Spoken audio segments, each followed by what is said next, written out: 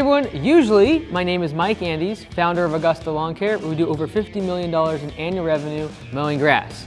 But today, my name is Dr. Diagnosis, and we are on the case. Southern Landscapes Property Management. Is that legally compliant? I have no idea. I just know you will make more money. Oh, you know, you need to shut the door. Lost $8,000 a month property. So it's gonna be hard to get past that. If we had a gun to our heads, we would do it. That was bad. That was a bad day. It's doing almost $1.9 million in annual revenue. Let's go. Now, bottom line, or the profit, is $53,000. Now, if you take $53,000 and you divide it by $1.9 million, you get approximately a 3% profit margin. I'm glad that we're making some money, but a 3% profit margin really tells me that the business is extremely vulnerable. $50,000 is like one person's wages. You want to be at least 10% profitable. The average, unfortunately, in home services is under 10%. Ideally, 15% is really where you want to be at. And if you want to be exceptional, I want to be trying to get to 20% profit margin. Now, for Southern Landscapes, if we were going to try to achieve 20% profit margin, that would be about $380,000 in profit that we would be trying to get to the bottom line on that $1.9 million. Now, we got $1.9 million in revenue. I then say, okay, cost of goods sold, that is the direct labor, that is the materials, and that is the subcontractors that go into the actual job. That does not include any office and admin expenses, etc. Down here we got the office. This is what's called SG&A typically, but that's the general and administrative expenses. So we got their payroll and their wages down here, $705,000. A little bit too high in my opinion, because that's like what? I'm just gonna round it approximately about 35% of revenue is going out the door to just the office and admin expense for wages only. Get this, if I actually go up above here, I can actually see, okay, where is their rent? I'm looking for their rent and lease. Okay, so that's actually right below here, sorry.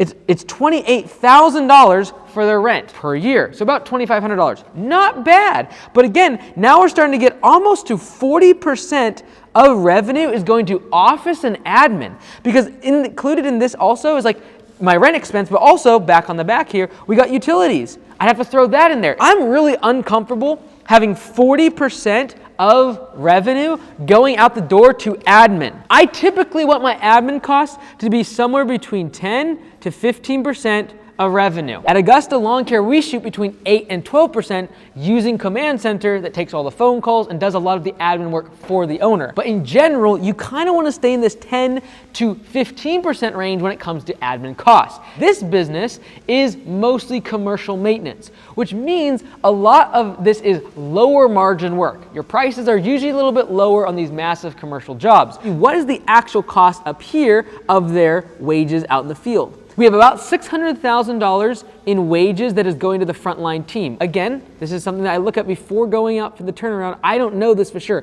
I have a feeling some of these wages down here are actually costs from the team out in the field. I believe that some of these are actually W-2 employees, and then up here they have contractors. They can't pay the 1099s. Probably shouldn't be doing that, just gonna guess, but let's just assume that they're subcontractors. So potentially, maybe not 35% of their revenue is going to just the admin costs. They probably have way too many admin staff for this size of business. I believe that if I combine these two things, that is the wages up top here that they're considering as subcontractor, and I combine that with the total cost down here below for their other wages, that comes to about $1.3 million, all wages combined.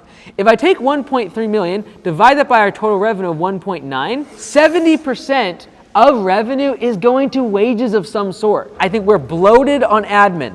I want to actually see what it's really costing us to have 5 or 6 people in the office all the time. It's extremely expensive. I want that under 15%, if at all possible. The only way the admin should be going above 15%, in my opinion, is if you're growing very, very fast. So unless you're growing a lot, I want this admin costs of wages, rent, and utilities to be under 15%. I also just cannot fathom how we can be profitable on $1.3 million in wages on a $1.9 million business. That only leaves $600,000 for every other expense besides wages. And on this size of business, it's gonna be sizable. So that's the quick diagnosis.